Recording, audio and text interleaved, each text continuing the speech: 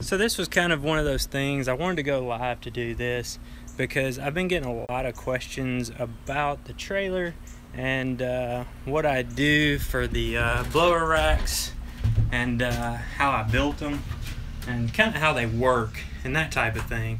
So I kind of wanted to come on here to talk about it, but it's pretty simple really, the way I build these things. Let me flip the camera around here.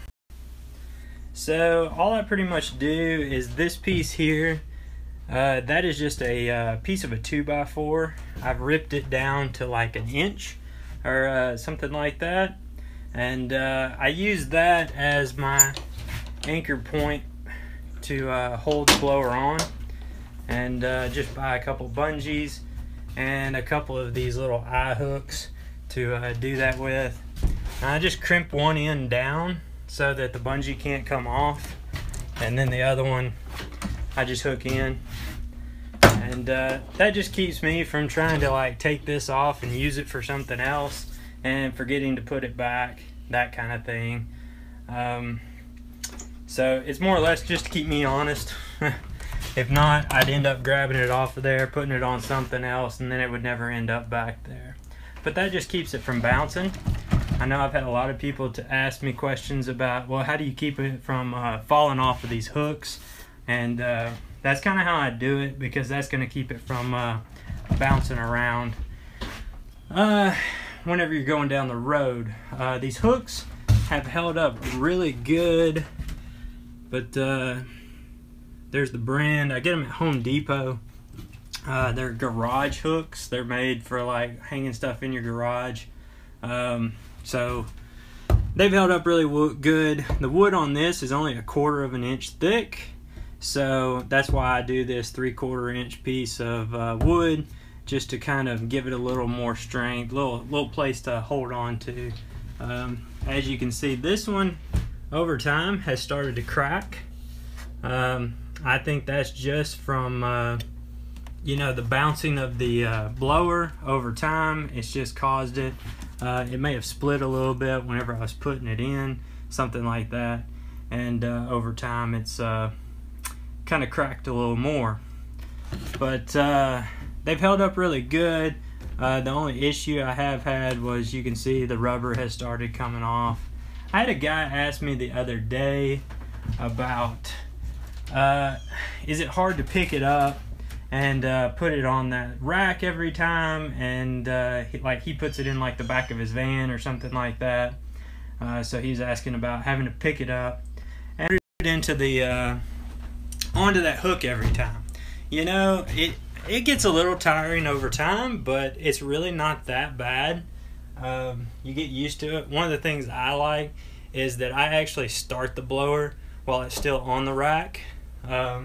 And then once it started, then I pick it up off the rack and put it on my back. To me, that's just much easier. I know a lot of you guys that watched a lot of the other videos, y'all knew that I had the Equipment Defender rack in here, their blower rack. It's a great rack. The only issue I had was how far it stuck out away from the wall.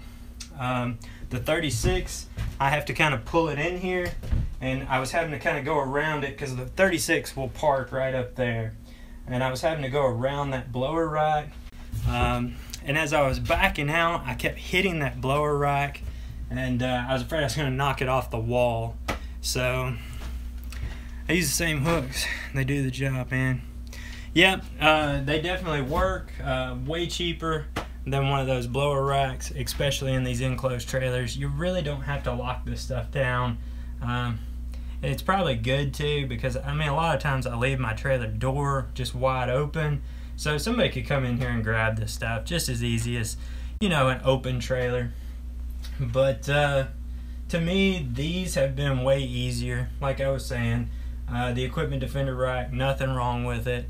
Just the fact that it sticks out away from the wall so far, and in this little bitty trailer, every inch counts with everything I've kind of got crammed in here.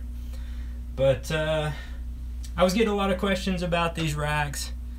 Just kind of wanted to talk to you guys about it, let you know how I put them together, and you know, I think it's, I mean, I don't even know what I spent. Maybe like $5 on the hook, $5 to $7 on the hook.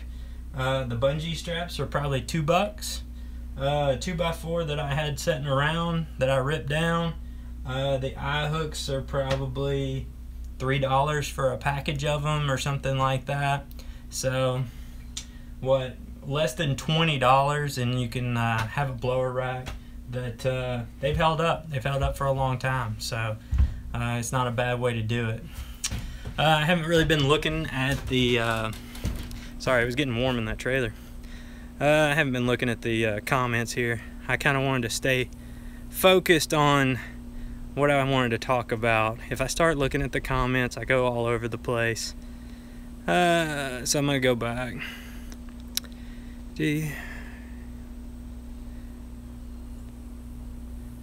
Mowing yard today. Do you freaking believe this weather? Yeah, the weather's been pretty nice. We've been getting up to about 90s in the during the day. The humidity's still a little up. The wind's blowing. That's making it nice. I mean, I'm still sweating out here. I use the same hook. Nice trailer, Kevin. I appreciate it. I like the trailer. How much does something like that trailer cost? Brand new. This is one of the cheapest enclosed trailers you can get.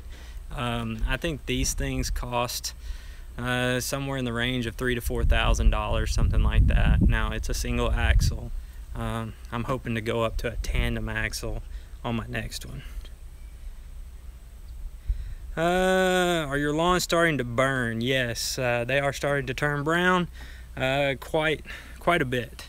I've been skipping a lot of yards, things like that.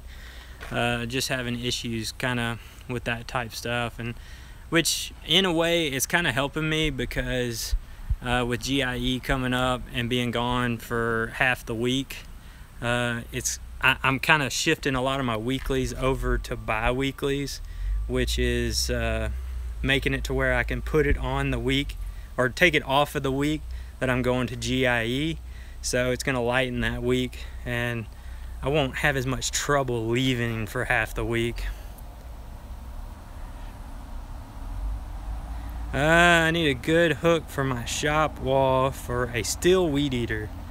Yeah, man, these, not these hooks, but they do make, I know I saw one at Home Depot. They're not orange like these. They're like a gray color, and they're made for weed eaters.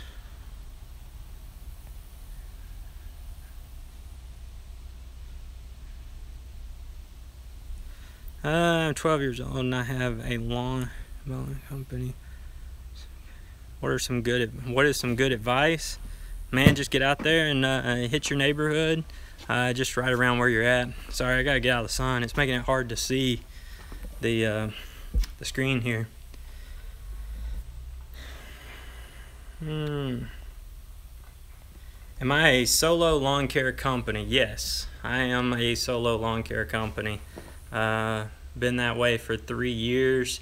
Getting to the point where I have a feeling, man, that looks really dark. I have a feeling that next year I'm probably going to end up needing to hire somebody because it's getting to the point where some weeks I get really behind and then other weeks it's really not that bad. So it'll probably be somebody part-time at first and then hopefully shift them into full-time. Yeah, a lot of my weeklies going bi-weekly. Yep, absolutely. That's been happening for a couple weeks now that I've been doing that, starting to shift. I got tired of going around to some of my weeklies and just having to skip them. That got kind of old real fast, and so I just went ahead and kind of switched everything and just started telling all my weeklies that I was just going to put them as bi-weeklies. I mean, it's just like today. I went out and knocked out 5 yards today. I was done by like noonish, 1, something like that. It really wasn't too terribly bad.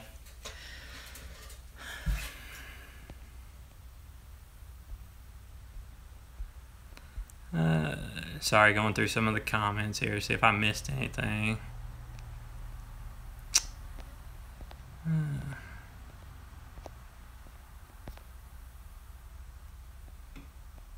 Do you do aeration and thatching, reseeding? No, I haven't started doing that yet.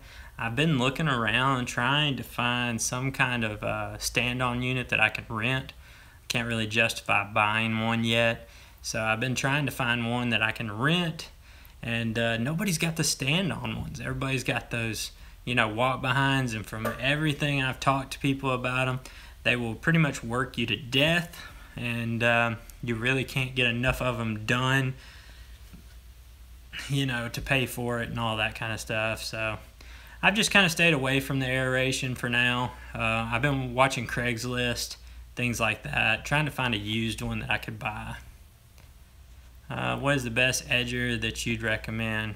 I don't really use edgers. I have the one Echo sent me, their 2620 edger. The only time I really use it is for overgrown stuff, just to kind of cut it back. But other than that, I just use a weed eater, so I can't really give you a good recommendation on an edger.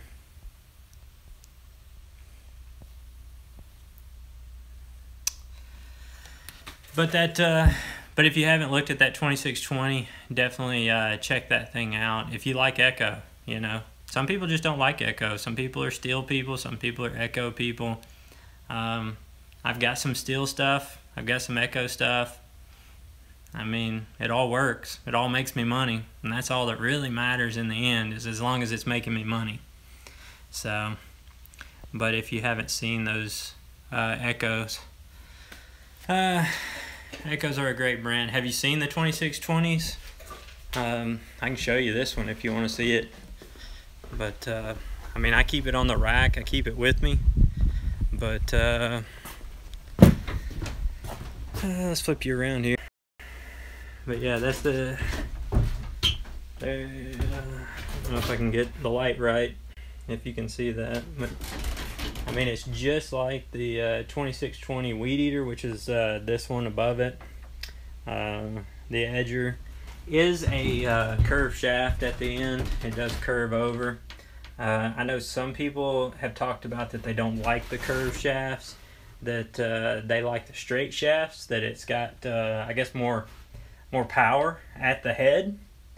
But I haven't really had any issues with it. I mean, like I said, the little bit that I use it is just for, you know, cutting an edge that's really bad, that kind of thing.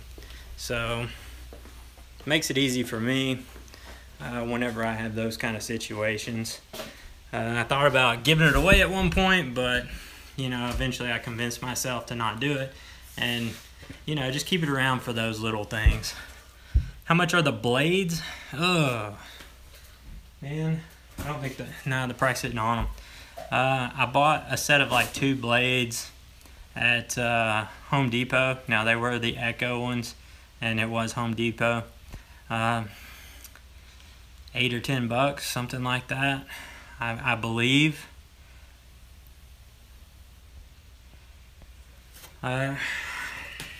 But both companies, as long as they make me money. Yep, that's the absolute truth. As long as it's making me money, I'm going to use whatever edger or weed eater or mower that I need to use. I don't get into all that. I'm Stihl only, or I'm Echo only, or I only use this kind of truck or that kind of truck. Like, I got a Chevrolet right now, and I wouldn't mind having a Ford. I wouldn't mind trying an F-250. We have the same blower racks. The homemade ones, I love my homemade ones. I mean, like I said, I took that Equipment Defender one down and put my homemade one back up. It wasn't because the Equipment Defender was a bad rack. It was just that it stuck out too far. Well guys, I've been on here about 15 minutes now. I'm gonna get off of here. Yep, whatever makes money, gotta make money. But I'm gonna get off here. I appreciate y'all stopping in here and checking the video out. I want to start doing more of these live videos if y'all are enjoying these live videos. I like doing them. Makes me a little nervous, but I'm trying to force myself to do things that make me uncomfortable. It'll make me a better human in the end. But as long as you guys are enjoying these and you guys are watching these, I'll keep doing them. And yep, see you at the GIE. I'll be there. I get there sometime on Wednesday. I think midday, something like that. I do have I've got a dealer pass, so I may go up there on Wednesday for a little bit. I got a couple people I kind of want to talk to.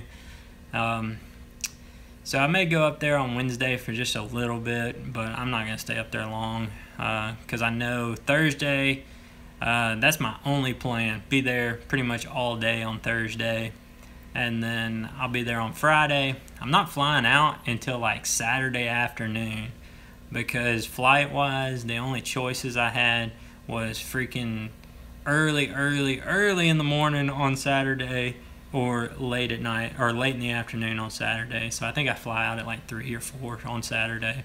So I may do some sightseeing on Saturday. But Thursday and Friday, I mean, pretty much my whole plan is to be at the GIE pretty much the whole time. I got food and everything on dealer day. Yeah, that'll be awesome. I can't wait to check dealer day out. I haven't been to dealer day. This is the first year I've had the opportunity to get a dealer pass and be able to get in on that day. So again, guys, I'm gonna get off here. I appreciate you guys stopping by. Make sure you give the video a thumbs up if you enjoy this kind of stuff, because if y'all enjoy it, I want to start doing these live videos more often. But thanks again, guys, and I will see y'all in the next one.